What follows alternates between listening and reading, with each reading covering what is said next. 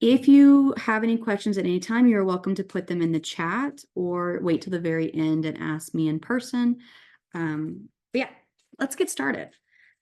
So once again, this presentation is for chemistry and biochemistry majors that are juniors and seniors, mostly to talk about expectations and degree plans for your last 2 years.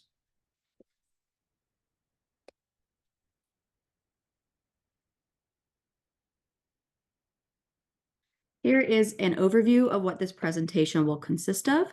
If you want to come back to this presentation in the future, it will be available in our Canvas site if you were to click on advising resources. I think it's the very first module.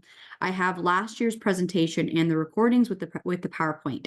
So I will put this PowerPoint there and the recording of this video when it's complete. So you have access to all of these resources and the links. Okay. I want to point out that I am the undergraduate chemistry advisor for chemistry and biochemistry majors. If you are ever needing assistance with anything, you can email me at chemadvising@texasstate.edu. We are here to help you with almost anything. I will state that typically students confuse me with the person that they go to with their degree plan or their scheduling. That would be COAS advising. But if I have students that have questions about their degree plans, I'm certainly the person to ask. So we're going to go over degree plans and requirements, student involvement, and opportunities for research and internships. Hey, Derek, I'll answer this question towards the very end. Thank you so much for asking it.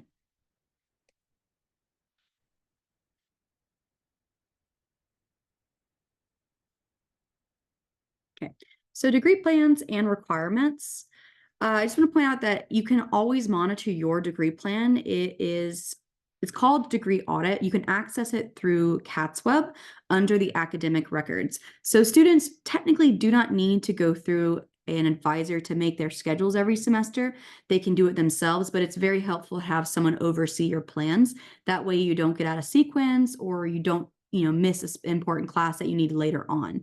So you can see your degree audit there. It'll show you what you have taken. It'll show you what you need to be taken, and it'll show you like all of the updates and if you have any holds on your account. College of Science and Engineering Advising Center is where you would go to, or science advising, for creating your schedule. They will meet with students every single semester and even in between to answer questions about, what do you need to take in future semesters? What is necessary for your degree? And of course, if you were to change your degree at all, they're the ones that you would go through. Also, just make sure that you're checking your degree audit frequently, at least once a semester or twice a semester, just to make sure everything makes sense, make sure your grades are correct, and things like that. Your degree audit tracks your progress to graduation and specifies what courses you need for your degree program and calendar year of entry to Texas State. So sometimes you'll be needing some specific courses and it'll have a list of options for you, and it'll also show you what semesters they are offered. So it's very helpful to have your degree audit. And normally when students ask me questions, that's where I go to first. So it's very helpful. Here's just an example of what it looks like. So you'll type in your student ID in the top left corner here. And then once you type in your ID, everything else will populate. So your name will populate, all of your degrees here and here. And then of course, more details like your major and minor, your GPA, attributes in college, what your catalog year is. So if you have a specific question for me, I can focus on that catalog year when I'm answering your questions. If you have multiple majors or minors, it'll show you those majors and minors along with your core classes that need to be completed. As you're looking here in your degree audit, if you have that green check mark, it means that you've completed it and you've passed it. Sometimes students might have taken a course from a different university. It'll also show you what university and your grade from there. The little blue one with the half moon represents, a degree in progress or a course in progress, meaning you're either currently taking it or if you sign up for courses in the spring of 2025, it'll show you've signed up for that course. So it means that it's in progress, even if you haven't started it yet. The red circles just represent what you still need to take before you graduate. And then let me go back, sorry. If you click on the little class that's blue. If you click on it, what normally pops up, it'll show you the synopsis of that class. It'll show you the prerequisites needed to take that class. And then if you scroll down, it'll show you when that class is offered next. So some courses are offered, every semester, including the summers. Some courses are only offered in the spring or the fall. And so as we get further on in our degree plans, we need to be on top of what courses are offered when, so we can make sure that our degree audit is correct and we are on track to graduate. Okay. So important sequencing, if you are specifically a chemistry major or a biochemistry major, it's very different. If you are chemistry only, if you are a junior or a senior, you've already completed your general chemistry 1 and 2 and labs, and you should also have already completed your organic chemistry and labs. So everything else is going to be what we consider upper level. You'll need calculus 2 and mechanics before you take quant. Quant can be definitely taken before your junior year, but it's also recommended to take towards, after your sophomore year. But that's something that can be taken. We offer quantitative analysis during the spring, fall, and summer. So that one can be taken at any time. What you'll need to have taken, though, is calculus and mechanics, because in the fall semester of your junior year, you should be registered for physical chemistry 1. And then in the spring, you'll be able to register for physical chemistry 2 and lab. So these have very specific prerequisites that are needed before you can sign up, and they are only offered in the fall and spring. So if you end up being off sequence, that might affect you. And then for biochemistry majors, they need to take biochemistry in the fall. And then, of course, biochemistry lab and analytical is specific to the spring. So you can only take the biochemical lab and analytical because in the spring, because it is sorry, I'm getting a little wordy. Biochemistry is a prerequisite for that. So that's the only time it's offered. So your biochemistry will be 3375, and that's only offered in the fall right now. We do plan on offering it in future spring semesters, but it will not be offered in future, this upcoming spring. I also want to point out that there is a new prerequisite, or not prerequisite, co-requisite for biochemistry, and that means that students can take organic chemistry 2 and biochemistry at the same time.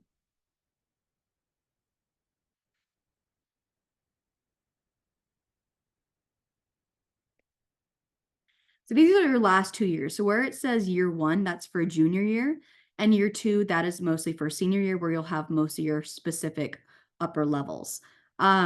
So, I mean, you can also flip-flop them. It really just depends, but physical chemistry can be a prerequisite for later ones, and you just need to be on top of your degree plan. So usually in junior year, you'll take P-Chem 1 in the fall and P-Chem 2 in the spring for chemistry majors. And then in the fall of your senior year, you'll take advanced lab 1, instrumental analysis, and descriptive inorganic chemistry.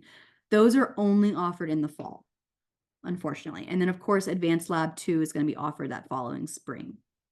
For biochemistry majors, in the fall, you will take biochemistry, or if you've taken it previous, that's fine, but specifically in the spring of your junior year, biochemical lab and an analytical. And then for your senior year or your last year, you'll take advanced biochem lab, molecular bio, and physical chem for biochemistry in the fall semester, followed by advanced biochem lab in the spring. So these are very specific because they're only offered during one semester. If you happen to get off sequence, there are options for you. One, I just want to point out that you can always take a course over the summer if it is offered. I know a lot of upper level courses are not offered in the summer, but you can take it at different universities if they do offer it. I know other universities like UT or some other higher level universities like tier 1. We're unfortunately tier 2. We're not quite tier 1 yet, so we don't offer that range of classes, but you can certainly take classes over the summer to help get you back on sequence. For instance, if you need to have a certain course in this upcoming spring, but you're missing that prerequisite, you would have to take it in the fall. But if you happen to be needing to take a specific course in the fall, you could take something over the summer to get you ready for that. Another option for you is to go into an early entry master's degree. So either you'll just, be delayed a semester, but if you'd like to, not have that semester be kind of wasted since you're into an extra half semester, you can certainly start on an early entry master's degree, which is usually a 1 or 2 year program that we offer at Texas State. So if you are off sequence, you would just have one extra year added onto it so you can start your master's degree and end your bachelor's degree at the same time. And then you'll just have an extra year after that, and you can graduate with both a bachelor's degree and a master's degree. So it's a way for us to kind of split that last senior year that seems pretty intense in those falls. It can definitely be intense having three different chemistry classes at once. If you split it across 2 years, at least you'll have a fifth year, but it could potentially be useful if you start the master's program.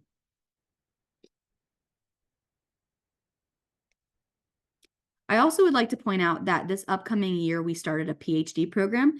It could also be the same effect if you were to start the PhD program here at Texas State, because that's brand new, and we're now offering a PhD. It has specific titles, but one PhD is going to be more chemistry and one is more biochemistry. These are the recommended path. Of course, your first semester, you should have taken or hopefully taken General Chemistry 1 with any core classes that's necessary, working towards your major and your minor. Second semester, of course, General Chemistry 2 and any additional core. That'll be your freshman year. Your sophomore year, you'll take Organic 1, and then in your spring semester or second semester, you'll take Organic 2, but now you can also take Biochemistry at the same exact time and then be populating with your core classes. Yeah, if you happen to take any courses at a different university, it is possible for you to be off sequence in a good way, meaning that you are ahead of your degree plan. So just keep everything updated in your degree audit and just make sure everything is there. If you ever want to double check a course is equivalent to another course, if you go to the chemistry website and fill out a course evaluation form, I can also double check and make sure those courses are equivalent, and it can update your degree audit from that.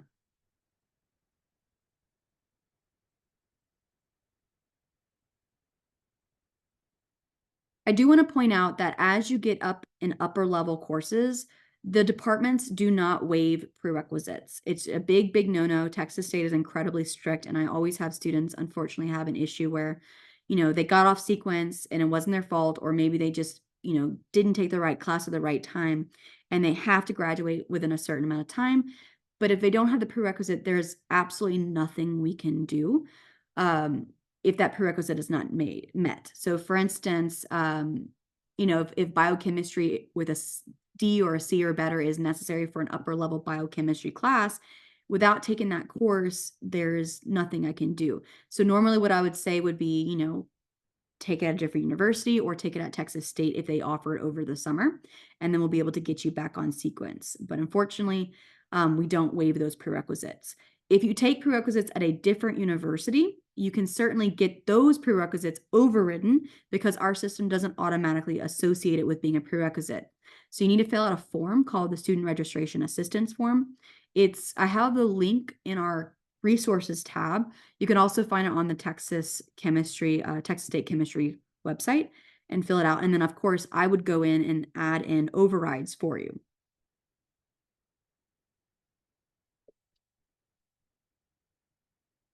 Okay. Here's some other frequent questions. Why can't I register for classes that I need? A lot of the time it's because of a hold on your account. If you have an academic hold, I highly recommend reaching out to COAS Advising or Science Advising, um, because they're the only ones that could take off a hold in your account. So I can give you as many overrides as you need, but if you have an active hold on your account, there's no way you can register on time. So that's the first step, is get that hold off.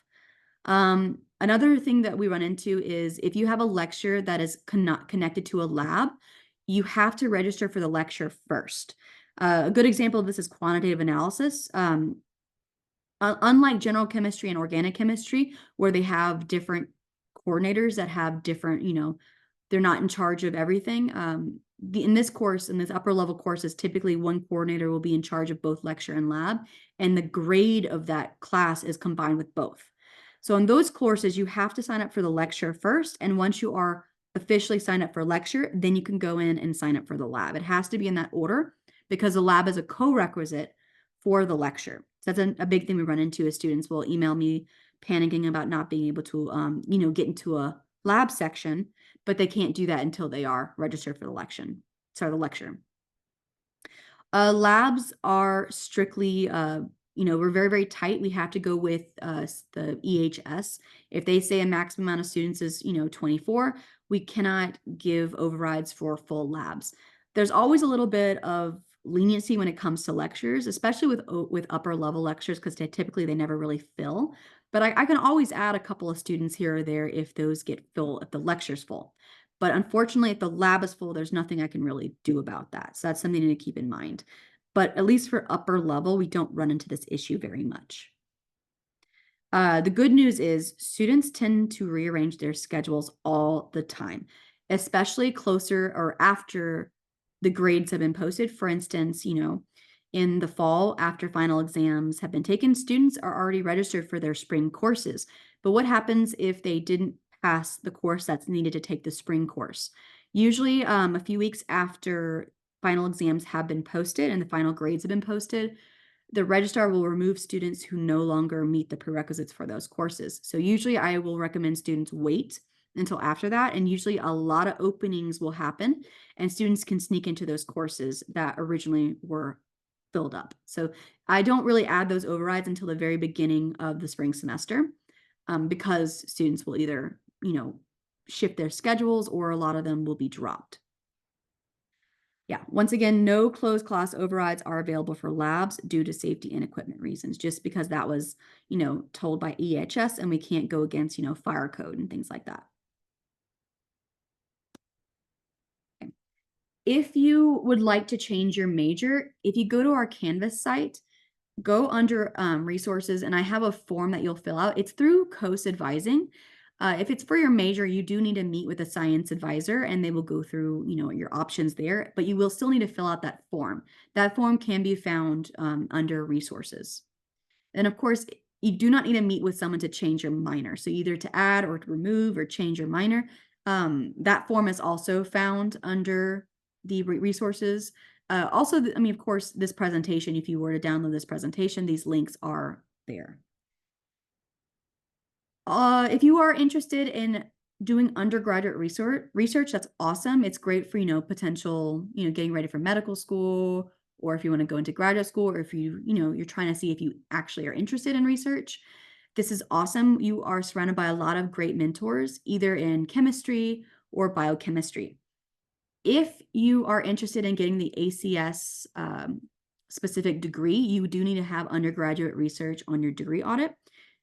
I don't believe it's on if you're not ACS, but it's up to you if you would like to take undergraduate research. So it doesn't have to be a course. It could just be because you're interested. The first piece of advice I could give you is to, think about what interests you. Don't go with the first lab that gives you and that has an opening and says you can join, because, you want to be doing something you actually enjoy. It's not about just getting in. So my advice would be, of course, think about what you're enjoying, because if you're interested in more biology, there are biology professors that have great research you can go into also.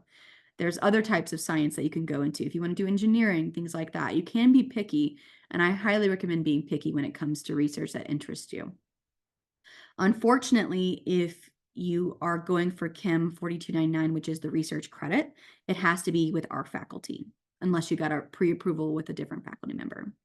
So you want to go on our website, find the faculty that are doing research, have research groups, and look and see what you're interested in. And when you have like maybe your top 5 down, email them and see if they can meet with you about your interests, their interests, and if they have any availability. And when they have given approval for you to join their group and you are interested in doing Chem 4299 research credit, which is 2 credits, you can fill out the student registration assistance form and I will give you an override to allow you to register for that course. So if you do not want to do the 4299 course, you don't really need me to do any overrides. You can just, sign up and join. It's really up to you. But we have a lot of amazing faculty you can do research under.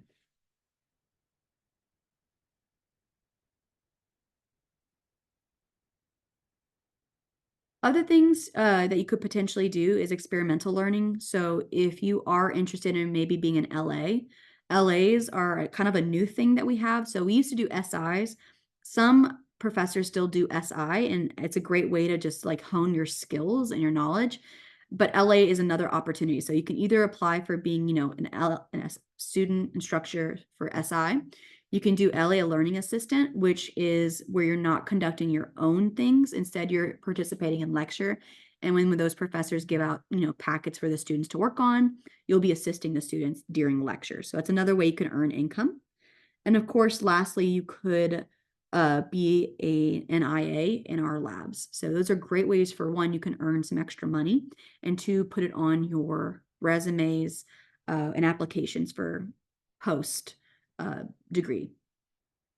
There are a lot of great clubs that are in our department. We have a pre-farm society, we have the ACS Student Society, and we definitely have a few others. So if you're interested in, joining one of these groups, there's some information. I think it's right by the stockroom to see what our societies are, and you can email those professors that are in charge of those societies because we are always looking for more students to join. And lastly, research opportunities. I discussed research opportunities that are offered at Texas State, but you are not limited to Texas State.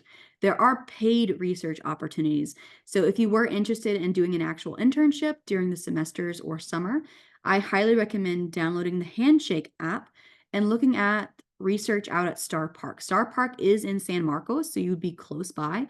They do a lot of research between our department and the startup companies. And so you can get paid to do, fun research that would be great on your resume. And like I said, most importantly, you're getting paid to do it.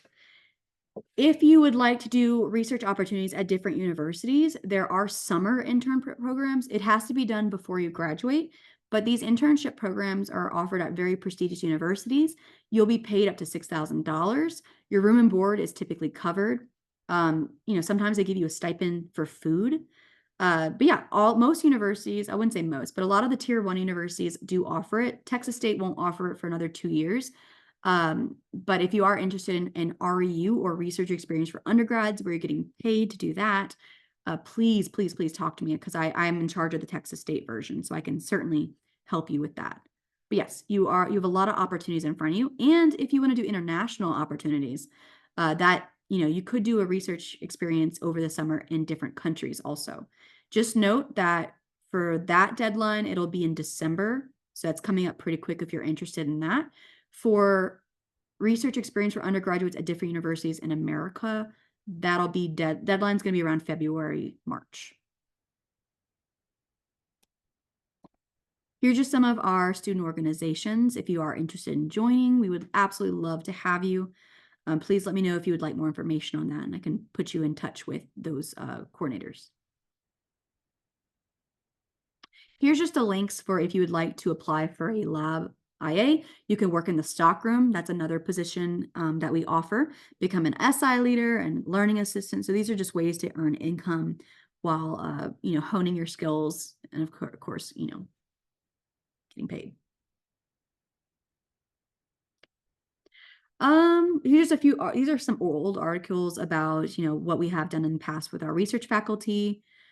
Dr. Karen Lewis, who is on sabbatical, but she will be back next fall, does a lot of great research in biochemistry. So study the role of the LARP6 protein and how it plays in protein synthesis process. So she has a wonderful research group. If you are interested in her, I just want to point out, like I said, she's on sabbatical, but fall of 2025, she will be available for more students. But I highly recommend emailing her ahead of time, and she'll give you a heads up if you're interested in her. Dr. Chris Rhodes, he has Advanced Energy Materials Laboratory, so collaborating with Duke on 3D printed battery research. He does a lot of battery research in that sense, and he is absolutely great. So he's more chemistry, not biochemistry, but just even if you are a biochemistry major, you are not limited to biochemistry research. You have to pick what you are most interested in. Dr. Todd Hudnall is no longer here. He's at Baylor, but they do have an REU program. So if you want to, potentially work with Dr. Hudnall, you can definitely do the REU at Baylor. Dr. Kurenko, he is investigating new anti-cancer agents. He's one of our top researchers. He's excellent if you're interested in him. Dr. Kerwin, he's biochemistry. So Kurenko is chemistry focused. Dr. Kerwin is biochemistry. So unlocking odd DNA structure could open a new approaches for treating cancer. He also does cancer research. So he's wonderful to work with too. Dr. Shui, he does DNA replication and damage repair. He is biochemistry, if that's your interest. And we have this is an old paper, but we have a lot of other researchers. So specifically if you're chemistry or biochemistry. If you are interested in careers, this company, Nabaco, started at Texas State with some of our students. They won, big at a business corporation. They created a new company out of it. If you remember Dr. Holland, he is one of the big VPs at that company now. And I believe they're still hiring a lot, and they love Texas State students. So if you are interested in potentially working for a Texas State-based company that started at Texas State with our chemists, Nabaco is wonderful, and I highly recommend reaching out to them. And that's it for my presentation. If you have any questions, I will answer them now. So let me go to the chat and answer Derek's question.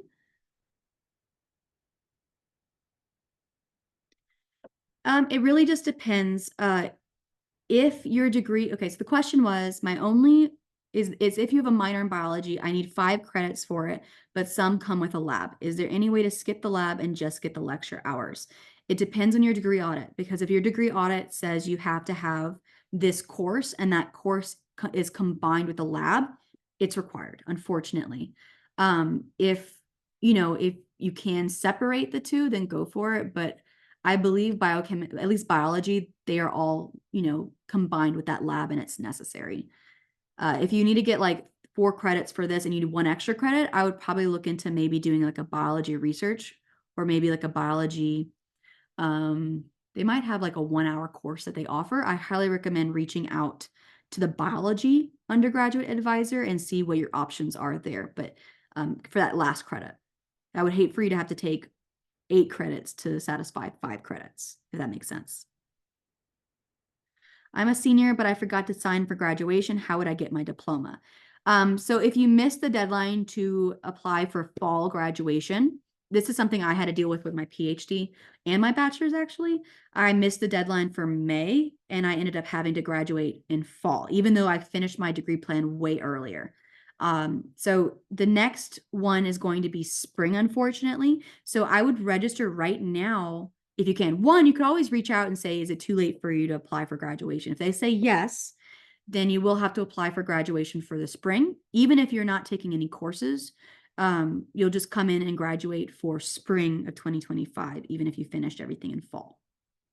So they'll just give you your diploma then. Registrar, they're in charge of graduation.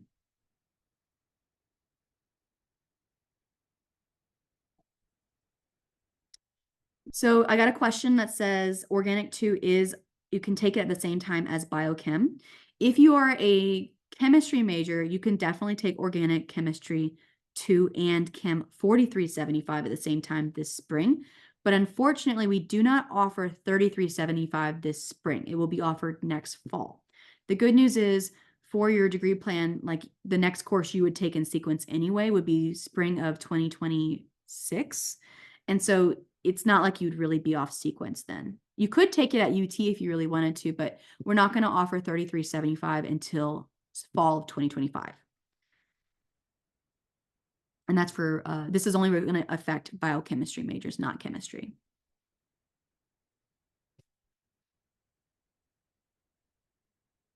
Awesome. Are there any more questions?